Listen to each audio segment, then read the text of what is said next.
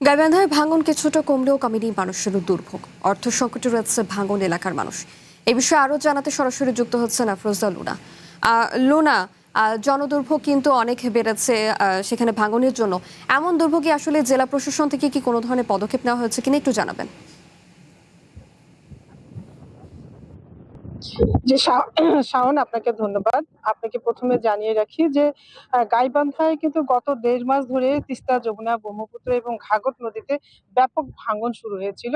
এই ভাঙন কিছুটা কমার সঙ্গে সঙ্গে ভাঙন কিন্তু তিস্তা নদীর যে ভাঙন ছিল, তিস্তা নদীর ৪টি ইউনিয়নে শ্রীপুর, কাপাসিয়া, হরিপুর এবং বেলগায়, এই ৪টি ইউনিয়নের অন্তত ২০টি গ্রামের ভাঙন কিছুটা কমেছে। কিন্তু পানি কমার সাথে সাথেই কিন্তু আপনারা জানেন ভাঙনের ফলে নদীর গতিপথ কিছুটা পরিবর্তিত হওয়ায় এখন যমুনা এবং ব্রহ্মপুত্র নদীতে ব্যাপক ভাঙন শুরু হয়েছে।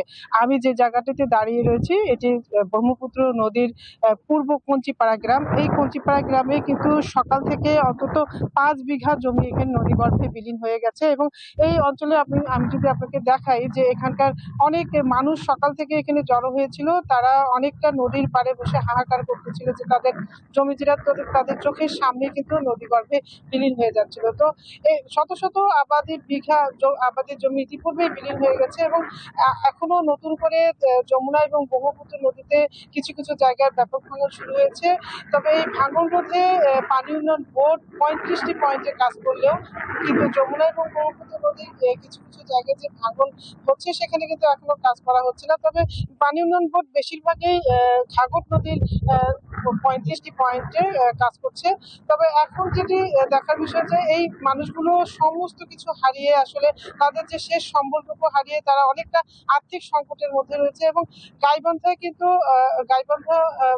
এই অঞ্চলের মানুষগুলো আসলে ফসলি জমি জমা চাষ করে তারা জীবিকা নির্বাহ করে থাকে। সে কারণে তাদের এই জমি জমাগুলো নদীগর্ভে বিলীন হয়ে যাওয়ায় তারা কিন্তু অনেকটা কর্মহীন হয়ে পড়েছে। এখানকার অনেক লোক নিজেদের জমিতে যেমন কাজ করে তারা আবার অন্যের জমিতেও কিন্তু মজুরি কাজ করে।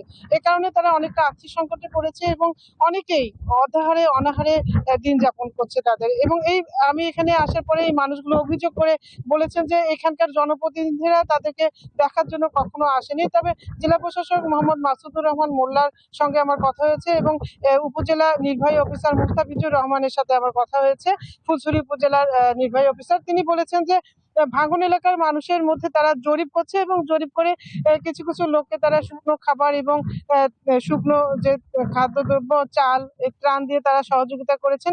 তবে এই লোকগুলো আসলে সবার ঘরে কিন্তু এই খাদ্য বা শুকনো খাবার পৌঁছেনি এবং তারা বলছেন যে তাদের পুনর্বাসনের জন্য এখনো আসলে কোনো পদক্ষেপ নেওয়া হয়নি। এই মানুষগুলোর আসলে একটাই দাবি যে তারা আসলে ত্রাণ সহযোগিতা চান না।